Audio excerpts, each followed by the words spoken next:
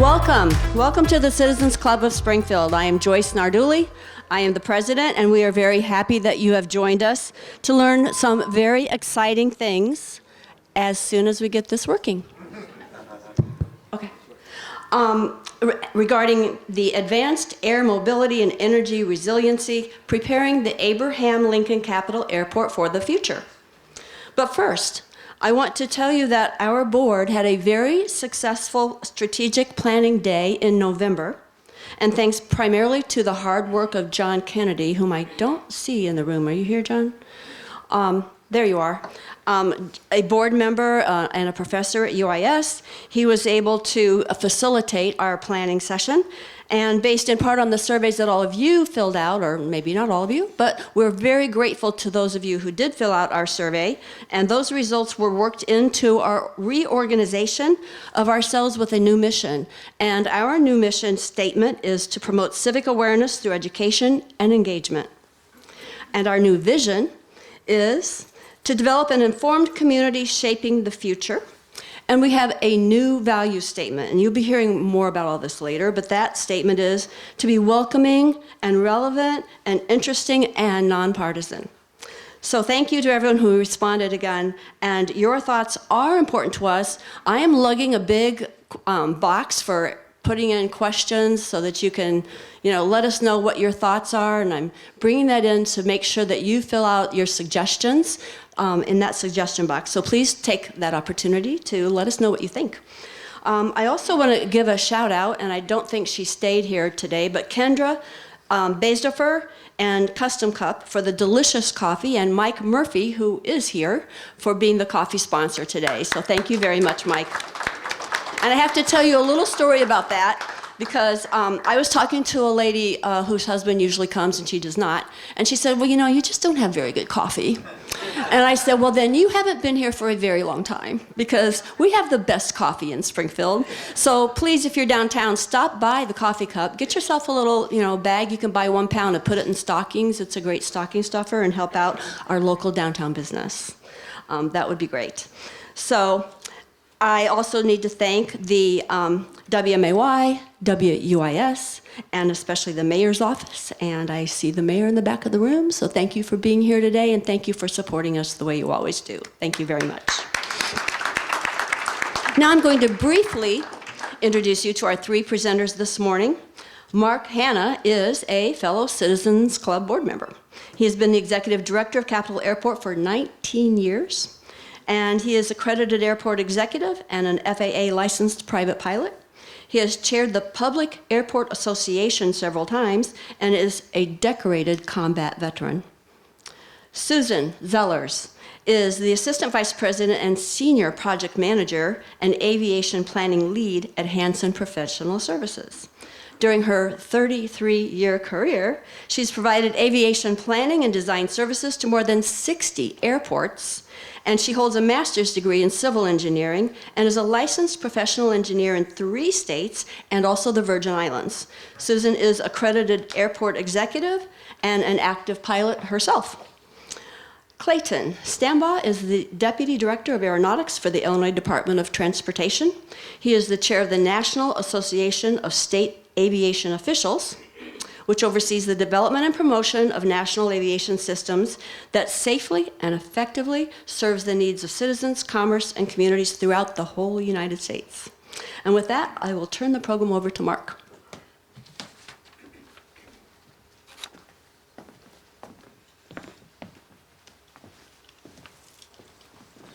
Thank you, Joyce. Thanks, Mike and Custom Cup. This is the best darn cup of coffee I've had in a long time from Costa Rica, so thank you so much. And happy holidays, and welcome to each and every one of you. Thank you for carving out time to be here with us today. I think there's some very exciting things that are happening at the airport, and it's so timely with what's happening and what we're doing and embarking on right now, as it is woven in very tightly with what's happening at the national level. But before we dive into the presentation, I kind of just want to step back, give a quick overview of what's been happening at the airport the last few years, and it'll dovetail into what the topic is today a little bit. So In recent years, we've invested nearly $10 million in our corporate and general aviation facilities at the airport. Some of those facilities date back to the 1950s. Some of the first buildings on the airport are still there. They've been renovated, repurposed, and modernized. And what does that mean for us? What does that mean for the community? It means that our businesses, the general aviation, people that come into Springfield through the airport, not on an airliner, but through a private aircraft, are being welcomed into the community with a first-class facility, something that you would see or expect in a major metropolitan area. Not only did we improve those facilities, we helped support the investment at Lincoln Land Community College with what Dick Levi and LRS has done to support that facility and that program with workforce development and the training for the next generation of AvTechs and airplane mechanics, airframe and power plant technicians. And it's also been a catalyst to help other pilots and other groups come together. The Flying 20s has been a president at the airport for many years. There's a new group that's purchased an aircraft, looking to buy a second aircraft, start another flying club based on all the energy that's going on at the FBO facility with support of Stellar Aviation, or FBO. And of course, our friends at the Air Combat Museum certainly continue to be a friend of ours and work with all these entities to kind of keep the energy moving to support general and corporate aviation. So moving over the airfield, the Airport Authority has invested tens of millions of dollars in airfield preservation and major safety enhancements on the airfield itself. And we're typically entitled, hate to use the word entitlement, but through a formula-based program with the FAA, we are entitled to receive in a formula-based program up to about $1 million a year. And we never settle on $1 million. We're always pushing the limit. We're always trying to take that to a higher level. So this last year, we're finished up nearly $25 million project, and next year, we're looking to advance and start a $30 million project on the renovation and rehabilitation of our crosswind runway at the airport. And that's not to say that we don't ever find time. We do, to maintain a very productive relationship with the 183rd that so many of you know and have come to love and have grown up and recognize as part of the fabric of our community. But we've also welcomed a directorate level office of the Illinois Army National Guard at the airport. The full-time state aviation officer and the state safety office is now located at the airport, and the Airport Authority has been instrumental in supporting them to permanently base one of their aircraft at the airport. Now we're supporting their plans for increased air missions at the airport with based aircraft, helicopters and such, as they look to reconsolidate what they're doing with those air assets around the state. So with all those relationships, kind of sliding over to the north side of the airport, Standard Aero, many in the room may have known that business as Garrett Aviation. Garrett Aviation has had its beginnings on the airport back to the 1950s into some of those original buildings that the FBO now resides in. And the Airport Authority owns those buildings, and we are in the midst of nearly a $10 to $12 million reinvestment, remodel, rehabilitation of those facilities. And what that's going to do is set the table for a very large expansion of that facility, meaning capital investment, buildings, and job growth with what they do with these private aircraft that they bring in. There's a whole new generation of large general and corporate aircraft that are coming off what they call OEM, original equipment manufacturers, that you may hear about today, that are coming off looking for aftermarket service and support. So it's a huge employer in our town that I think many times gets overlooked. And what we've done recently to help support them, to help embed them and get them to recommit to Springfield, is we recently just finished a 2.88 megawatt solar array that pretty much energizes their current facility, and they're able to tout that this plant in Springfield is their first, and still may be the only facility in their worldwide portfolio. It's an international company that they can say it's nearly powered by 100% renewable energy. Totally purchased, built, designed, owned by the Airport Authority, and now we're within days of actually energizing another $1.4 million 1.4 megawatt, nearly $4 million project that will be owned and operated by the airport that will help offset airport authority electric costs. This cannot be possible without the very close and thoughtful relationship between the Springfield Airport Authority and the city of Springfield and also CWLP. I will tell you, if you don't already know, that there are some awesome professionals and engineers, people at CWLP that really made this thing happen for us and understand the importance. And that's how we do economic development at the airport. That's how we do our little part to help with the market and help grow Springfield. Now, I know many of you want to talk about air service, okay? But this is how this dovetails into air service. After we did that solar array, we learned about an opportunity through IDOT for a statewide planning and research grant. We applied for it, we got it. And the plan was completed just after Thanksgiving, and it's ready to be sent and distributed to our MPO, the Regional Planning Commission, and others. And that's a roadmap for us as we go into the future to be able to accept and help develop some of these new technologies that are coming on board. Part of my personal interest, because of the air service, is that there are one of these manufacturers, these aircraft manufacturers, that are moving into the electric propellant, the electric engines for these aircraft, that has struck a deal with Mesa Airlines and United Airlines to order some of these aircraft that are 30-seat aircraft that are used or are targeted to be used for commercial air transport for people. And that's the perfect size aircraft for a market like Springfield to reinstate more frequency and more accessibility to places like Chicago. Some of these aircraft have upwards of 250 miles. So we'll get into that a little bit later, but that's my selfish motivation to have pursued this planning grant, so we can be on the cutting edge and we can be ready to participate in programs. And one program we just filed yesterday through, I believe it's the DOT, US DOT and the FAA.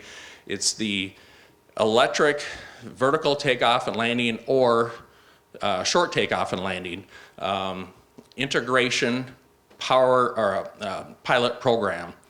And just this week, we celebrated 122 years of the first powered flight from Kitty Hawk, the Wright brothers, 122 years. And on the anniversary of that, the FAA and the US DOT stated their strategic and their national strategic plan on how they are going to support the integration and support the development and the private investment of some of these OEM manufacturers for these vehicles, because this is a worldwide race. Now, to put it in perspective, this administration is kind of taken what the past administration has done at the federal level with the electrification of vehicles and charging stations, and they're taking it to the next level, and they want to support American investment, American companies, and job growth into these new vehicles that you're going to hear about today. And one story, and I don't want to take a lot of time on this, but how America has really taken off and invested. Put it in perspective, I just shared it with the gentleman earlier, is when they were going through this presentation in Washington talking about the strategic plan for AAM, the advanced air mobility products that are hopefully coming to market, is that this gentleman had his great-grandmother cross the plains of the United States, settled out west, and was able to witness and be alive for the landing of on the moon.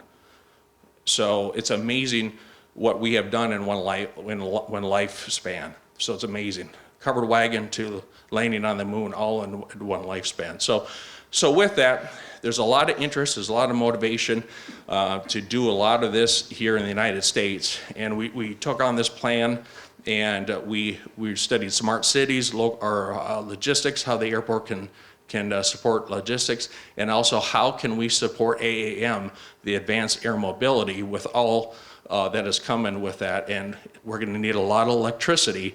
And some of these OEMs are looking at how they can curb the thirst for some of this electricity with trying to incorporate hybrid engines into some of their systems. So with that, we commission the study with Hanson Professional Services, and Susan Zellers is here, and she's going to take us through a slide presentation and talk about some of the highlights of that, and also some of the things that are happening right now nationwide as we look and we wait for now the FAA and the US DOT to make an announcement on where they're going to select these pilot cities to start some of these experimental flights and deploying some of these assets that they're creating. And they're talking within the next decade, 280,000 jobs and over $115 billion in investment, starting now for the next 10 years that are going into some of these technologies. So with that, I'd like to welcome Susan.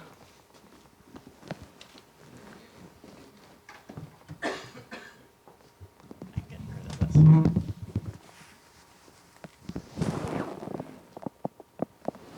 right, thanks, Mark. Just to kind of overview where I'm going to try to go to, and like I say, this was about 2.5-year study, so this will be the highlights, and we want to be sure to leave time for questions. But overview what the study is, Mark has covered much of that, how we looked at preparing for electric vehicles in the air and on the ground, also looking at, obviously, how do you charge these? And as Mark indicated, enhancing that regional connection. How can the Abraham Lincoln Capital Airport better connect with the community? How can you develop additional facilities there? And then I'm going to turn it over to Clayton to give the perspective from the state and national level on advanced air mobility. But the first thing was the airport was very fortunate, worked with IDOT to get the state planning research grant because it allowed them to be strategic in looking at what could the future be and research it with the goal of preparing the airport to take advantage of opportunities that may come. So these are emerging technologies, so we don't know what it will be yet, but we want to give the airport the tools to be flexible and be able to say, we're ready for you, here's where you can go, here's how we're going to serve you. As Mark mentioned, there's been a lot of success with their solar farms. We're building on that. We're looking at how the airport can accommodate electric aircraft, ground vehicles of all sizes. As Mark said, this is an opportunity to get potentially more regional service, more commercial service to the airport. But when you're talking electricity, you also need to look at how can we be more efficient today so our demand does not increase as much. So we looked at that, and then as well as the connectivity, both from transportation and economic development. Mark mentioned, so just briefly, that they've got the 2 phases of the solar farm. The first phase that directly serve buildings on the north side, including Standard Aero, and then the second phase where they've worked with Citizens Water, Light, and Power to do a net metering, allowing the development on the north side of the airport, but serving the balance of the airport authority buildings by putting that power into the grid and then taking credit for it.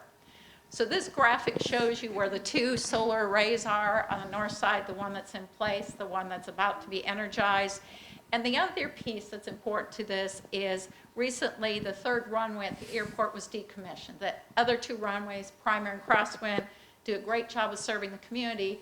And this opened up additional area for development with access to the airfield, positioning the airport well to be able to take advantage of these upcoming opportunities. So how do we prepare for electric vehicles? We've reached out through this study to the manufacturers to understand what are the vehicles, what power requirements, and as Mark indicated, not only have we started with electric, but to extend the range, many of these aircraft manufacturers are starting to look at hybrid, using sustainable aviation fuel, or in some cases looking at hydrogen.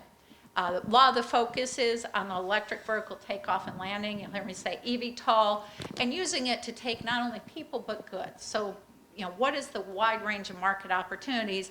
And the interest in these vehicles is that they're more sustainable. As they're operating with the electric engine, you don't have emissions, they're quieter, and the electric engines are more cost effective and easier to maintain. Within advanced air mobility, you'll hear 2 other terms: urban air mobility, which is within an urban area, particularly in some of our coastal cities with dense population, and then regional air mobility, connecting communities, particularly that short haul. And as Mark indicated, the airport just put in their application to be part of the pilot program. So when we talk electric vehicles or AAM, they cover a range. So the first one up here, the Pipistrel, is in the market now flying. It's typically used for training. It's a 2-seat electric aircraft. This is something that could be at the airport today. It's not yet. Part of the infrastructure that's needed is charging infrastructure. Up here, it looks kind of like a helicopter, but on steroids with multiple propellers. The Joby aircraft, which is a 4-seater. This is kind of typical of your electric vertical and takeoff aircraft eVTOLs. Different manufacturers have different configurations as to how they put it together. And then the one in the lower part, this Hart Aerospace, which is a 30-seat aircraft, is the hybrid one. That's the regional potential where the airlines have taken some advanced orders on these, and the airport wants to be ready to serve them. So as they come into the market, Springfield can be at the front of the line. So as we look at these aircraft, I mentioned the eVTOL. The ECTVL is electric conventional takeoff and landing, so they're still using runways versus the vertical. Electric GSE or ground service equipment, these are the tugs that serve aircraft. Then electric ground vehicles, those owned by the airport, rental cars, the public using the airport. And then underlying all of this is the buildings, which at Springfield, they're fortunate that the buildings the airport authority operates will be primarily fed from the solar system. So that's kind of a baseline use that we don't have to look into as far as adding needs to that. So we wanted to prepare, and this is kind of a summary of the vehicles I just showed you as far as on the aircraft side and the ground side. The aircraft, as I'll show you in a minute, clearly have a lot more demand as far as need for electricity, where the ground vehicles have a little bit smaller batteries, lesser need, can be on the ground longer.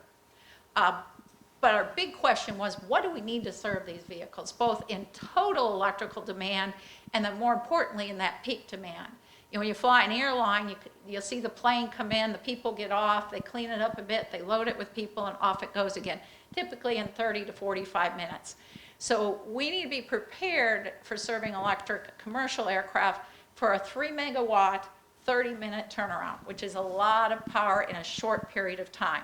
The other general aviation aircraft, we're looking at more at 1 megawatt, so not as extreme. And that's initial. And initial means as these aircraft enter the market. So it's not today yet. The airport has time to plan, but that's why this study was so timely. 20 years from now, what's being projected is that you could have potentially 3 of these regional aircraft in at any one time or close in time where you need to be prepared, have the power on site ready to go to charge them up. And then on the other aircraft or general aviation, you're 4 megawatt. As Mark indicated, they've been enhancing those facilities, making it a better door, and this is another way to open that door for all types of aircraft. We've also looked at what the hydrogen demand could be and the potential for the airport to be a site not only to store it, but potentially produce it for airport use or other entities in the community. And then kind of the other is the ground vehicle. They could put in chargers in the near future that would serve the public and rental cars, airport authority vehicles as they transition, and then that grows not quite as significant in the future. So this is, and I realize it's a little bit hard to see, but the big thing to say is right now we don't have that demand yet. So the opportunity prepares here, and then we're looking at up to 13,000 megawatt hours in a year. So total that needs to be coming to the airport, and peak charging could get up to 16 megawatts. That's needed in immediate quick time. And so how do you plan to serve that? And here's kind of an overall graph again looking at that increasing demand over time that's being projected. The light blue and light green at the bottom are the buildings that are being fed from the solar systems, and so you'll see a blue line go across. That is the solar capacity. It declines slightly over time as the panels age, but can pretty well serve it. But then you see kind of this rapid growth from the other vehicles. And so that's where, through this study, we work closely with CWLP to figure out how do we serve that. Now, the airport's very fortunate that they've got a great partner with CWLP. The airport is considered a critical utility in the community, and as such, they're served from a double feeder system, meaning if there's an issue in one of the systems, power can be redirected to come from the other system. And this is when we looked at the, the outage history, the reliability of the system is demonstrated. In the last 10 years, there hasn't been an outage at the airport for more than 1.5 hours. And the airport authority maintains generator capability for the critical assets. So this means the airport's been able to operate first, off the grid or with their backup system with minimal disruption. So as we got into this, our focus was more on how do you meet the power demands, because fortunately we weren't needing to do a strong look at how do you provide the resiliency needed. Although through meeting the future demands, you'll also enhance the resiliency. Looking at what CWLP has to offer, not only do they offer reliable service, they've got expansion capacity for the airport. So they've got 9 megavolt amperes available, and the difference between megawatts and MVA is there's some background kind of energy that you have to push through the system in order to get your megawatts. So that essentially it's close, but not quite. It's a little bit of that, I'll say, background noise on that. And they can go up to 12 MVA. 9 that can meet with just upgraded transformers and feeders. When you get beyond that, you may need an additional substation. So this means that over the next 10 years, as these aircraft are coming into the market, the airport and CWLP will be sitting down at least annually to look at what's evolving on the aircraft, what's the timeline, because there's a long lead on electrical improvements to get the equipment in place, put it in place. The first step the airport's looking at is to install the ground vehicle chargers. This allows them to start that charging, get some initial infrastructure in place, and then be ready to install the aircraft chargers as they're needed. As part of this, what they're looking to do is to install battery energy storage systems, also known as BESS. Best way to describe it right now, they're the size of kind of back of a semi that is a huge battery that sits at the airport. As technology evolves, they'll shrink a bit.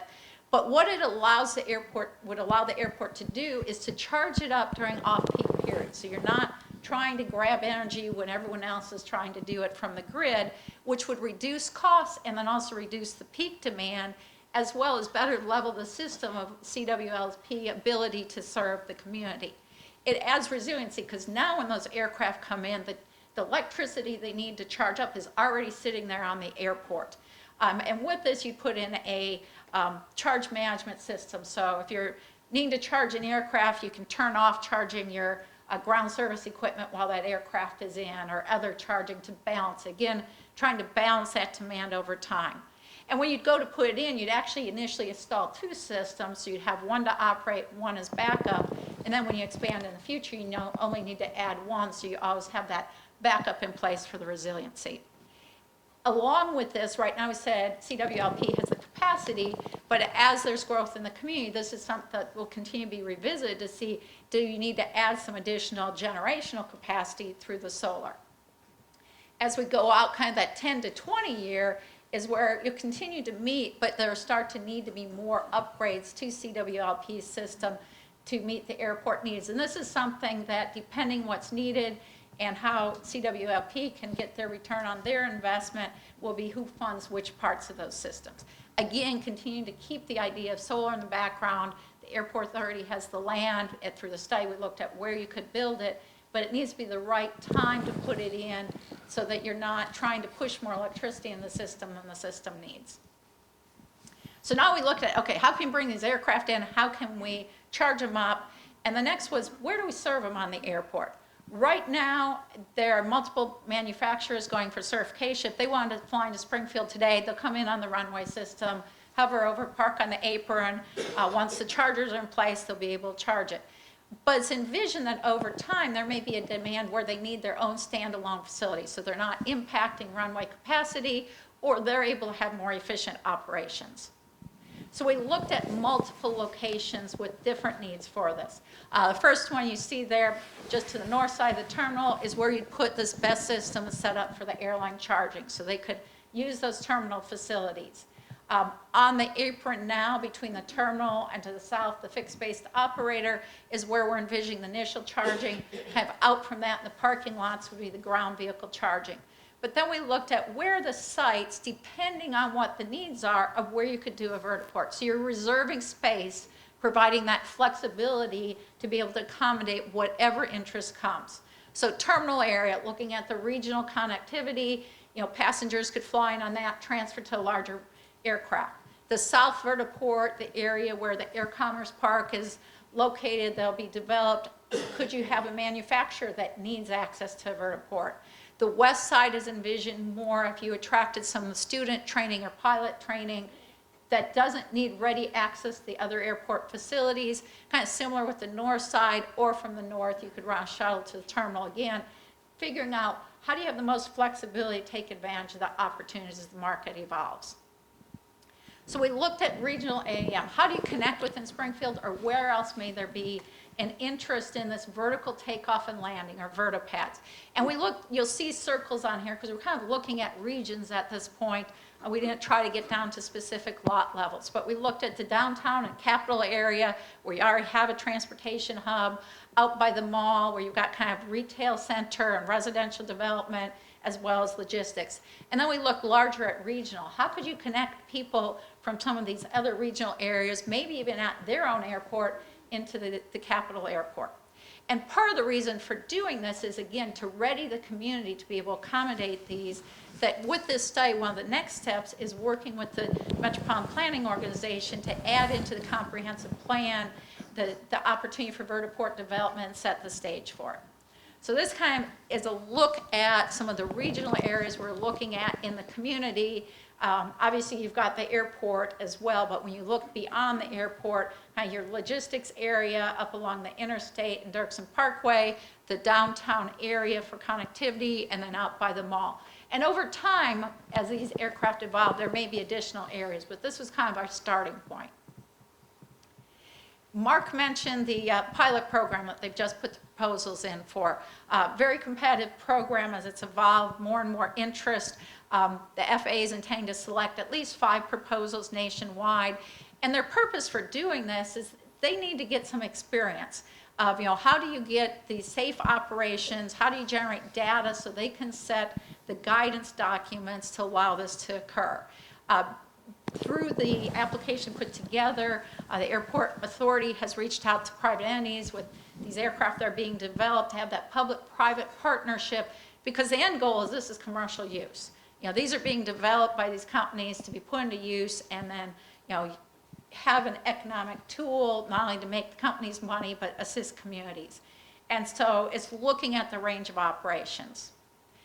They're looking at all types of operations, the air taxi, kind of that short range regional, the longer range fixed wing, like the regional aircraft that we mentioned, doing cargo, whether it's longer range or just also people to kind of that last mile. Could one of these someday deliver it to your door or deliver it to a center, and then smaller ones take it out to your homes?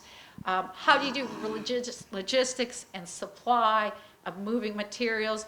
And the long-term vision for these is that they'll be fairly automated. Initially, it's anticipated there will be a pilot on board.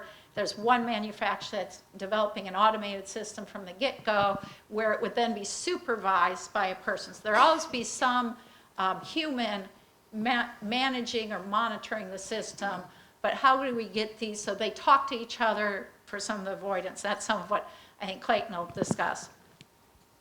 At Springfield, these were some of the uses that were considered as part of it. Obviously, passenger transport. You've got a wonderful medical system here, healthcare, emergency response, assisting law enforcement, responding to natural disasters. The airport, again, has development areas where you could accommodate pilot maintenance training. Or, when I said this is a system anticipated to be automated, you could base that control system at the airport as well.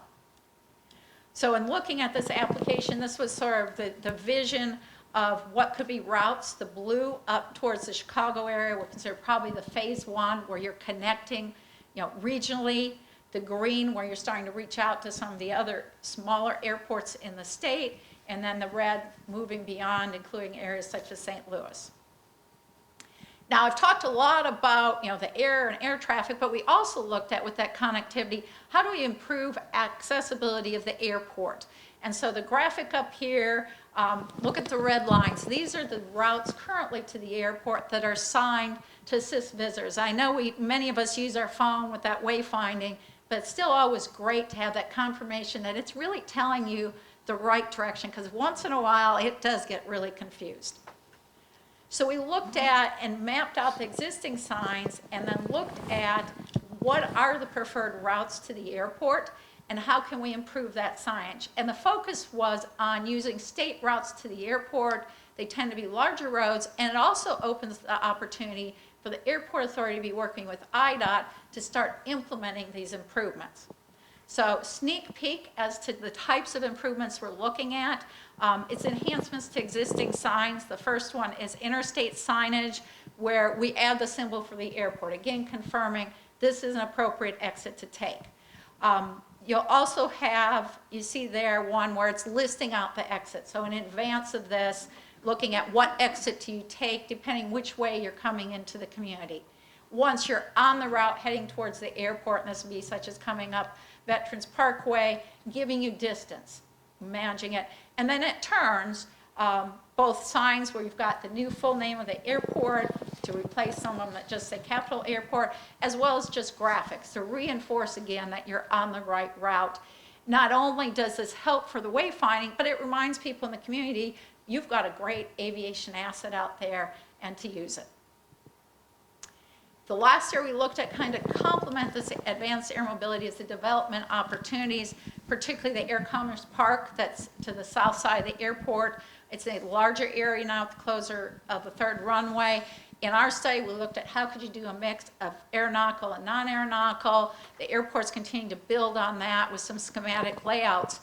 Currently, the area is zoned for industrial, but it's recognized that will likely be a mix of industrial, commercial, and retail.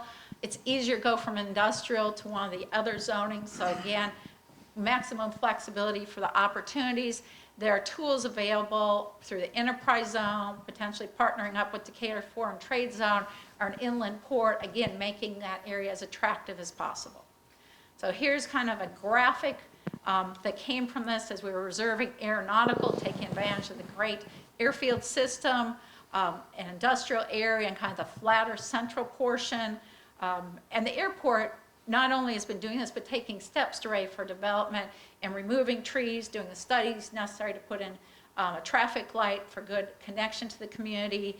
And then we looked at, where would be most likely for some of your retail commercial to support not only this development, but also your National Guard facility. So with that, I'm going to go from the specific airport to a larger picture and turn over to Clayton.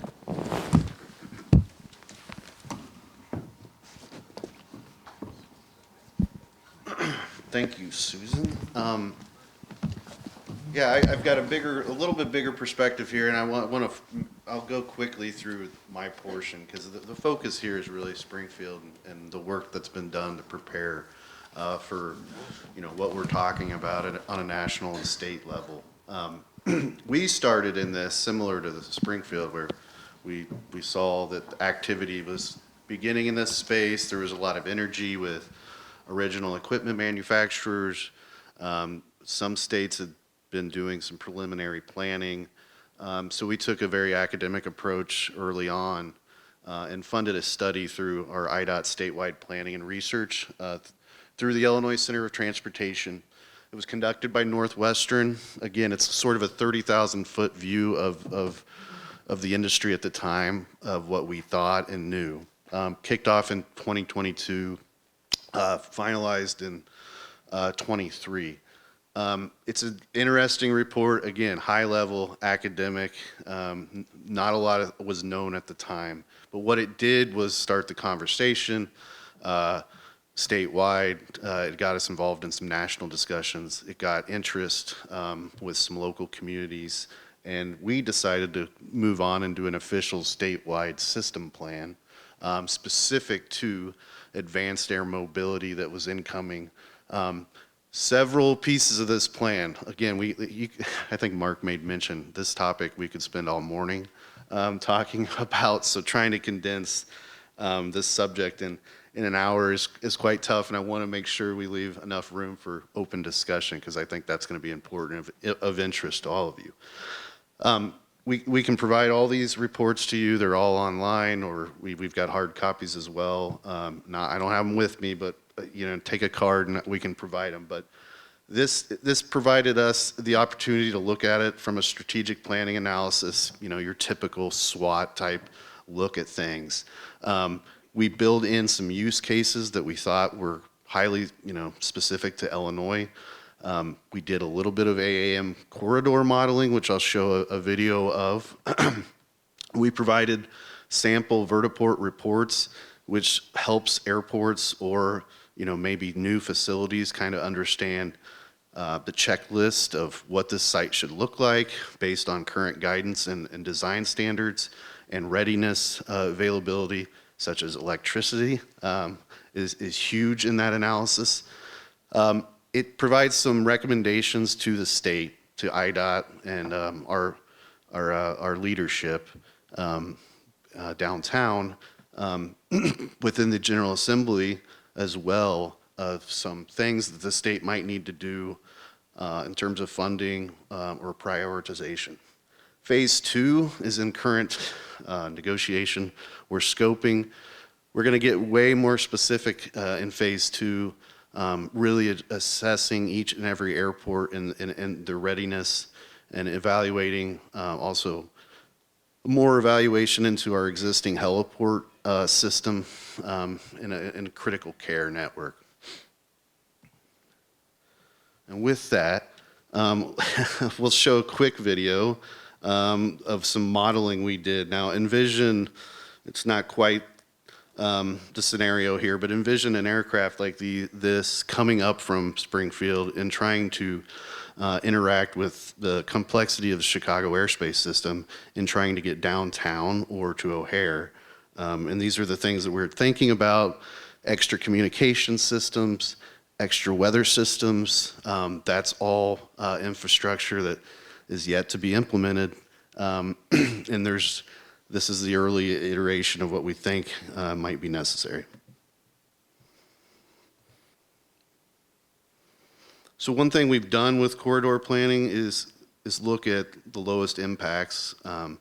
So we've tried to use the waterway system as a corridor, or the interstate system, or a rail system. So we minimize, the risk to folks on the ground, and just noise considerations and typical environmental considerations.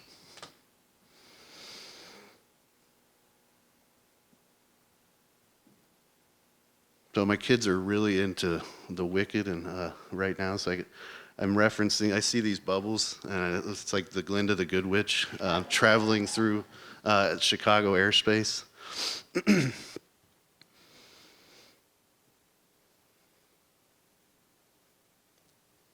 So that depicts the Chicago airspace system in the higher levels there. We kind of call it an upside down wedding cake in terms of airspace. But they're navigating below what we know now as the typical airspace system where legacy aircraft operate and are controlled in.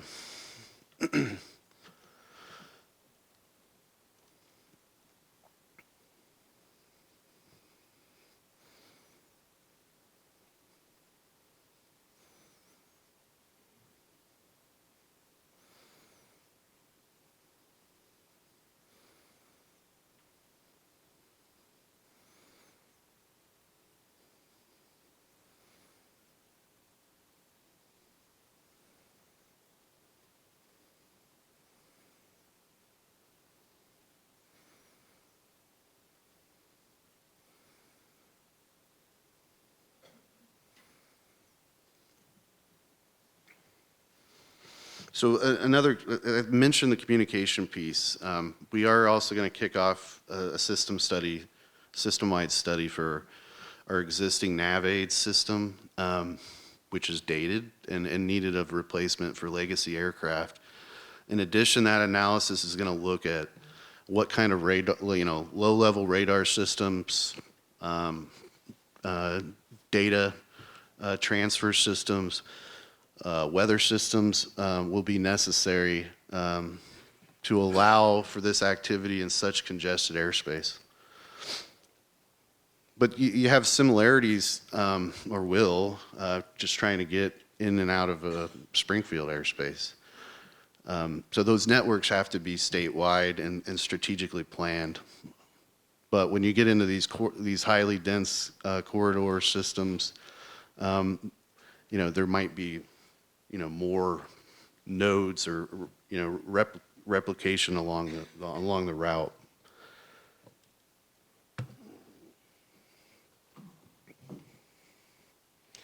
And then from more of a national perspective, we've been in discussions with multiple states since, before 2020. Mark mentioned that US DOT announced this week on the anniversary of the first powered flight, Kitty Hawk, the Advanced Air Mobility National Strategy. So the National Association of State Officials has been in that coordinating group since the prior administration. The work is just now being released. It's another interesting report. I wish we could dive into the details, but it's made available as of this week.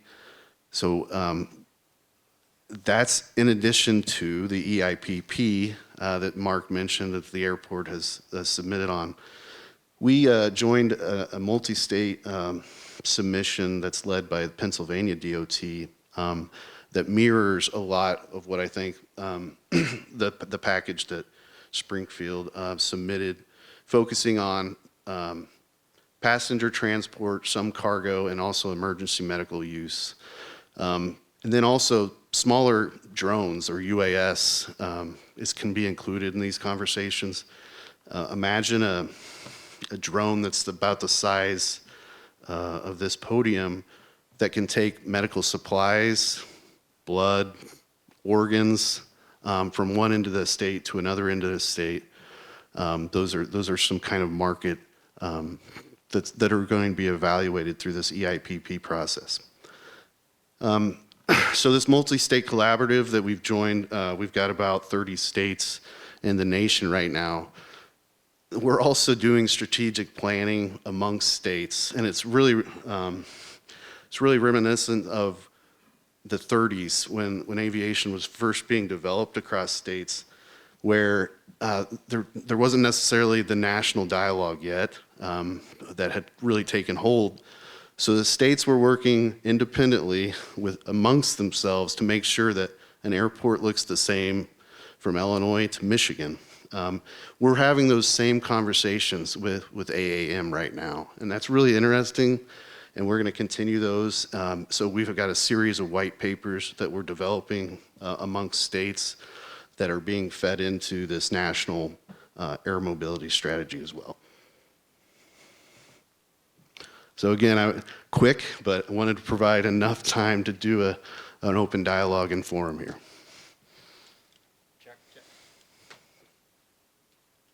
Can you hear me?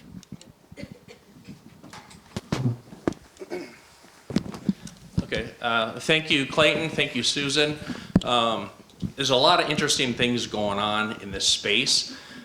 We use an analogy to the Jetsons, I believe, in some of the marketing and some of the materials that went out to promote this event today. It's the same analogy that a congressman used earlier this month to describe this during a recent congressional hearing. So the reason I'm so excited about this is because our application to this pilot program is the only one from the state of Illinois, and it has been endorsed, and the Veriport Chicago, which is just south of the loop, has endorsed and are participating in our plan, and we bring forth nearly a dozen OEM technology partners that are trying to innovate in this space. And what does that mean for Springfield? It means that if we're able to participate in this, it means jobs, high-tech investment here at the airport.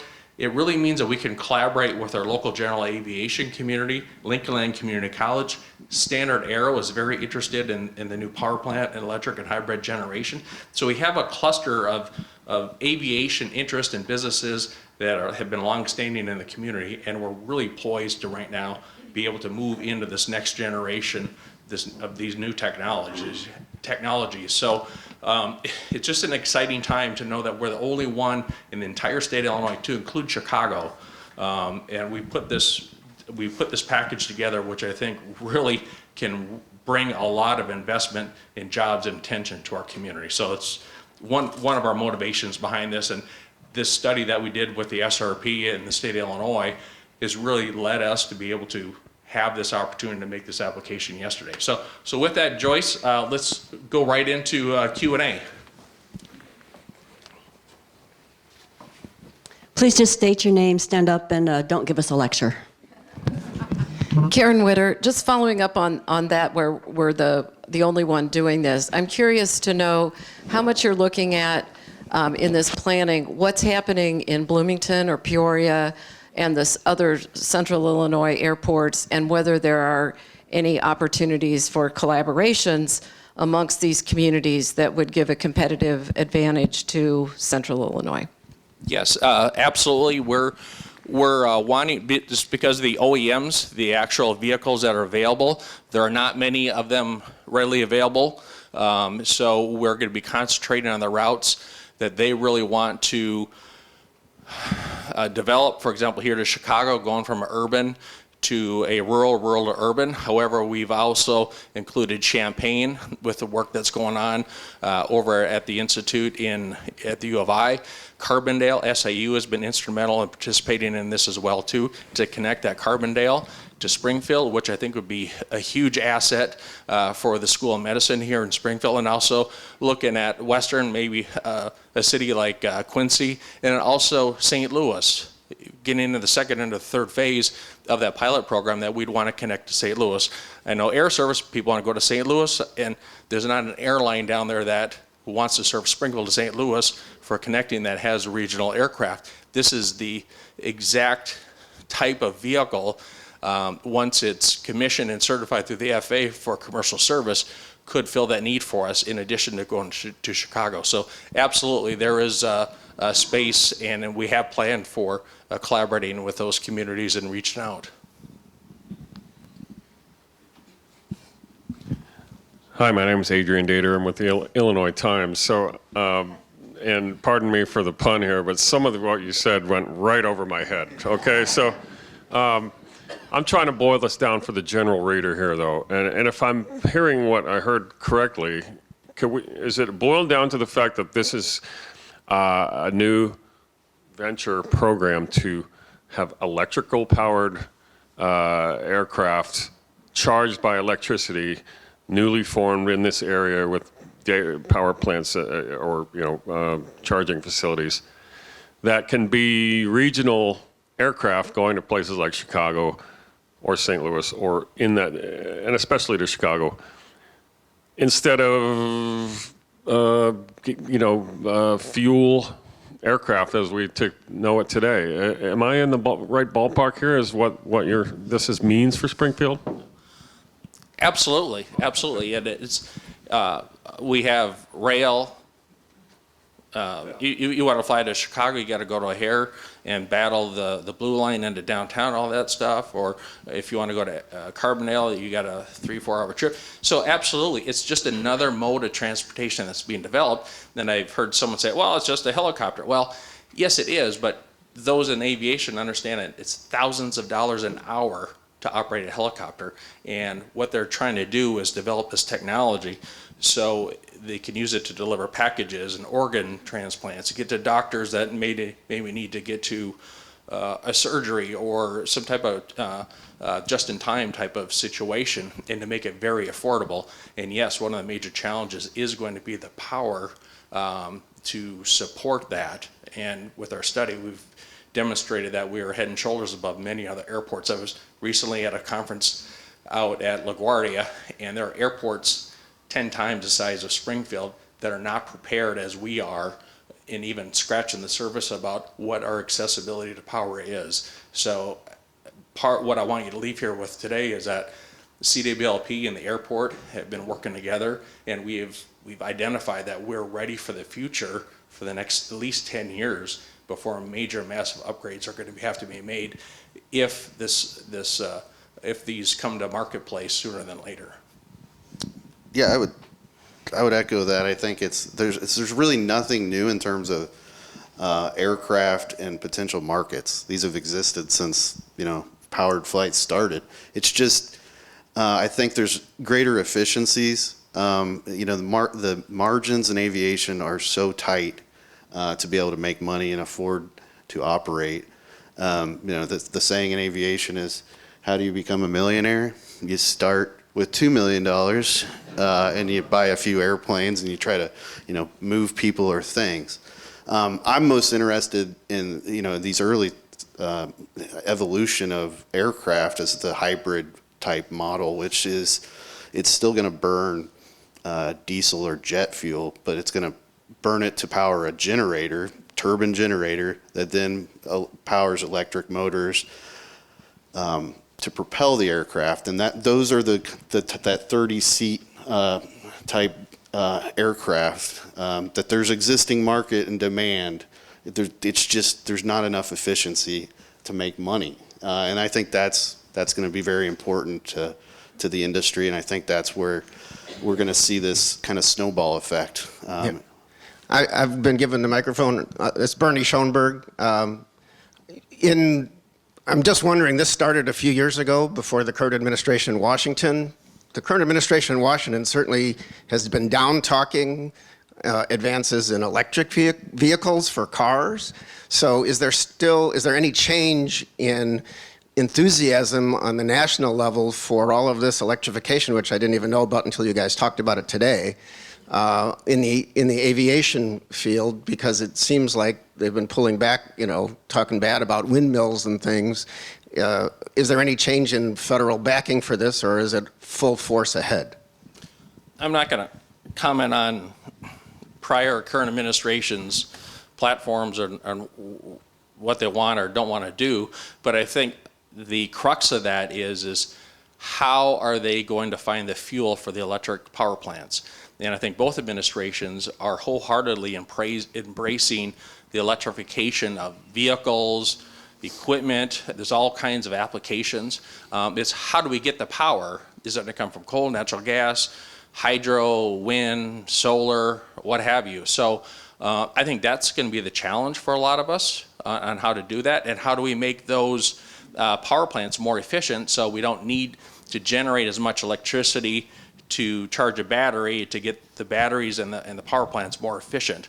So I think what's happening is, on a global scale, is that China is mopping the floor, and what the last administration really pushed the envelope on electrification, this administration wants to continue to push that, but also develop the ancillary systems that go with this. Now, for those that are Cold War buffs going back into the 1970s and 80s, we knew that the Soviets had issues with low-level radar, and that's how a lot of our defense systems have been developed. And there are still issues with civilian low-level radar, and a lot of these aircraft are going to be flying at low levels. So as Clayton was talking about, there's a massive investment, and there are smart people out there that are talking about data security, how we can transport weather, terrestrial-based navigation systems along the canal or railways where we're going to use these aircraft. So as far as the national level, absolutely, the current administration is behind this 100%. They just had a major announcement and a program at the DOT headquarters this last week about the strategic plan for AAM. Now, another part of that is for trying to make it sustainable, efficient, and environmentally friendly. If we're talking about the hybrid piece of it, there's the electric input to it, but also there's going to be the fuel burn, the diesel or the Jet A component. One thing I think at a local level here at the state, our current administration has been very proactive in trying to put Illinois on the map as far as biofuels with the feedstocks that we have available here locally. If we want to purchase what we call sustainable aviation fuel, SAF, it comes from the coast or 3-day trucking transit into Springfield. So right now, the airport, we're ready to construct another 25,000 gallon fuel facility, and we're totally supportive of helping the current administration and the state get into the sustainable aviation fuel business as well too, because that's good for all kinds of different economic reasons here in Illinois. So hopefully it helps, Bernie. Thank you. I'm Gail Simpson, and a couple of questions. With regard to job creation, is this going to create jobs that's going to bring young people back into this community? And the second question is, it takes 3 hours to drive to Chicago, 3 hours to drive to Indianapolis. Is Indianapolis on the radar for this maybe phase 3 or 4? Yeah, absolutely. I know in the past, this group, I think we've had conversations about keeping our young people in town, helping grow the community. And perhaps I'm wrong, but for as long as I've been in Springfield, the population sign hasn't changed.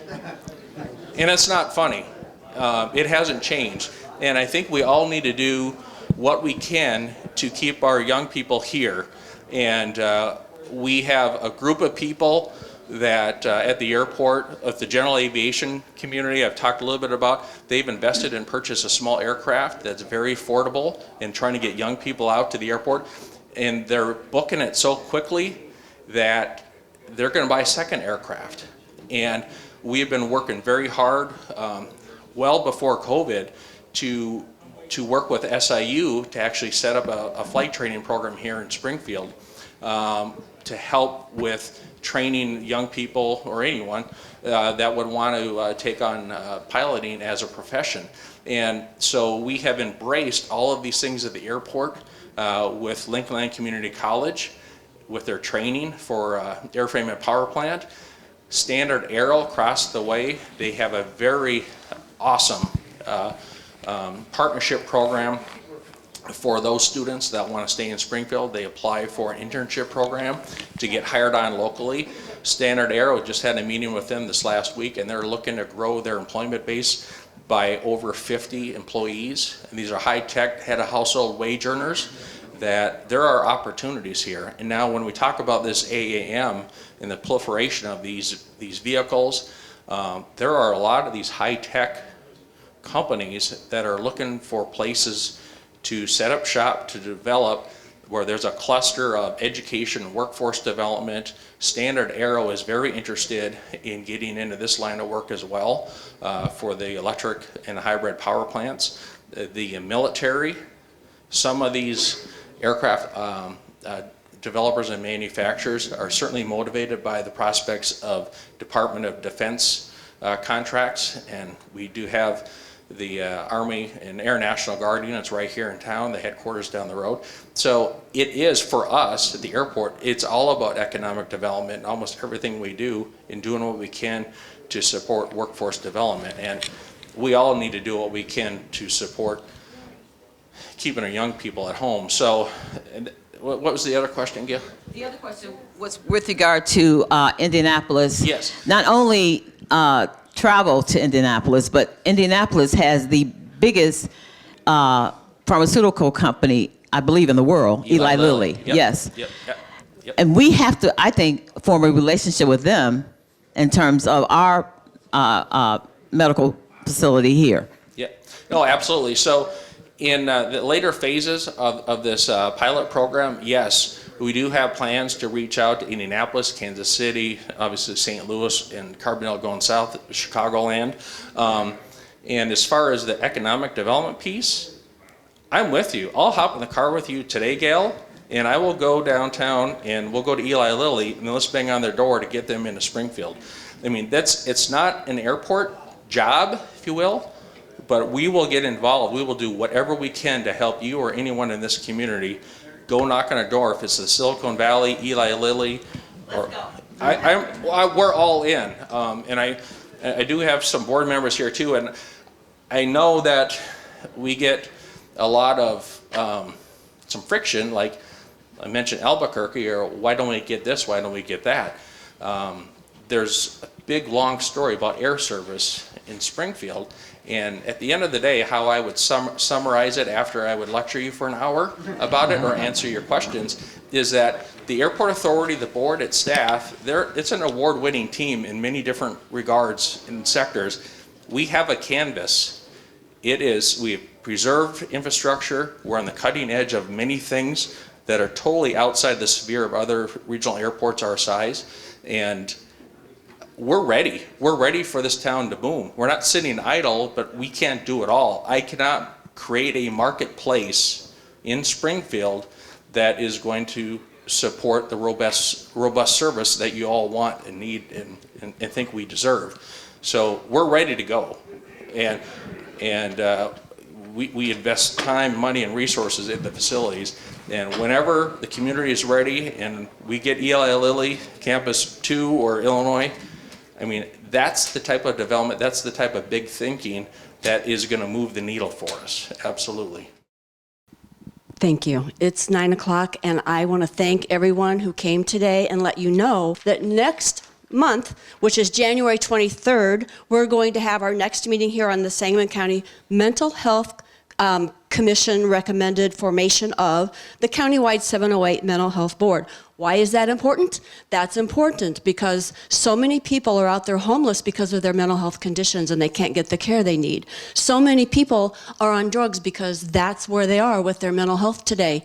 Can we as a community care about that? Can we help them? That's going to need some taxes from all of us to get this body going.